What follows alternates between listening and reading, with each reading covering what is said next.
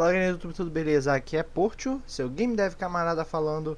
E hoje um tutorial bem rapidinho sobre um sistema que eu fiz em live e o pessoal até que gostou bastante. Falar nisso, tô fazendo live de programação toda semana. Site roxo que o YouTube não gosta. Fazendo joguinhos, jogando joguinhos também. Pode lá dar uma conferida que tá bem show. Voltando ao assunto, é um sistema de salvar e carregar dados pro jogo na Unity. Existem dois jeitos de fazer, um mais simples e um mais complicadinho, mas ainda assim é bem fácil e eu vou explicar os dois hoje. Primeiro eu vou fazer rapidinho alguma coisa para gerar os dados que a gente vai querer armazenar. É só um botão que adiciona um número a esse número na tela e salva o high score. Mas ainda não está salvando o high score, então a gente vai fazer nosso primeiro sistema de save. O primeiro sistema de save que eu vou fazer vai ser usando algo chamado Player Prefs. Normalmente isso é usado para idioma de preferência, altura do som e outras coisas que o jogador decide. Mas também serve para guardar dados simples. A gente vai fazer dois métodos, save e get, que vão acessar alguma variável do player prefs usando uma string de nome. Como a gente só vai acessar a pontuação, o get pode ser um inteiro baseado no nome. Agora a gente coloca que toda vez que o jogador pegar high score, vai ser salvo no player prefs. E quando começar outro jogo, ele vai usar o get no start para conseguir o high score antes do jogo começar. E olha só, a gente pode abrir e fechar o jogo e o high score continua, então está funcionando perfeitamente. Só tem um probleminha.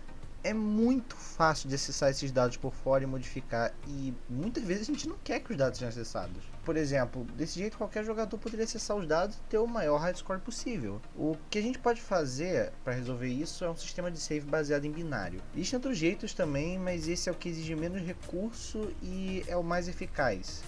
E você pode criar keys de criptografia para deixar mais robusto ainda, mas isso aí eu vou deixar para outro tutorial. Vamos usar a classe que a gente já criou antes, mas primeiro temos que apagar os métodos e transformar em uma static class, já que é uma classe que a gente não vai usar em nenhum objeto específico. Não é obrigatório, ainda vai funcionar mesmo que você não faça isso, mas é bem útil se quiser reaproveitar a classe. Também vamos fazer um método static para salvar e precisamos de algo para salvar. Eu tinha me esquecido disso. Vamos então criar uma classe dados, onde vamos, tenta adivinhar, armazenar os dados. Essa classe realmente não deve ser monobehavior, já que ela vai existir apenas como um container de dados. E também por isso a gente tem que colocar System Serializable antes, para que essa classe possa ser transformada em binário. E para o nosso pequeno jogo essa classe precisa ter só o max score e o construtor para receber o max score. Agora sim podemos ter nosso sistema de save. Para poder transformar dados em binários, precisamos do system.io e esse outro aqui com nome gigante que eu nunca lembro de cabeça, mas eu vou deixar aí no vídeo e na descrição. Vamos então fazer um binary formatter para poder formatar em binário, é óbvio, e vamos salvar o path do nosso arquivo de save em uma string. Para quem não sabe, path é tipo a localização do sistema onde vai ficar o arquivo.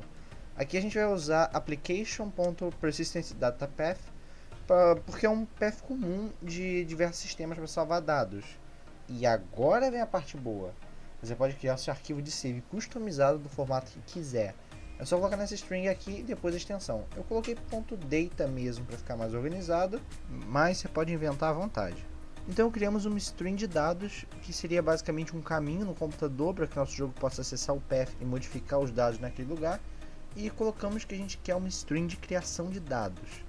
Por fim a gente usa o nosso formatador com o método serialize, coloca a nossa string e os dados que a gente quer gravar usando essa string. Se lembra que sempre que você abrir uma string, você tem que fechar ela com o método close. Com isso já temos como salvar os dados do jogo. Agora precisamos ter como acessar eles com o método que vai retornar esses dados para a gente. A primeira parte do código é igual, a gente cria um formatter e define o path onde os nossos dados estão e abrimos a string. Mas dessa vez a gente está criando uma string de leitura para abrir um arquivo. Então mudamos uma coisinha aqui para definir que era de leitura e usamos o nosso formatter para desconverter de binário em um objeto de dados.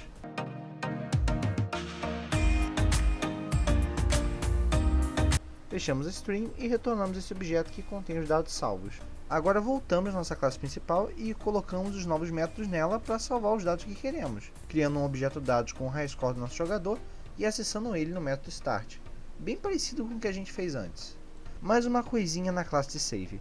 Nem sempre a gente vai ter um arquivo de save criado.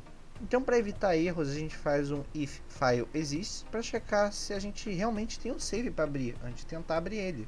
Se não tiver a gente retorna null E no nosso principal a gente só vai usar o valor de dados salvos se eles não forem null, assim evitando possíveis erros. Aqui testamos mais uma vez e funciona perfeitamente de novo. O número salva e não some quando reiniciamos. E é isso, um tutorialzinho rápido de um sistema bem útil para praticamente qualquer jogo e facilmente adaptável.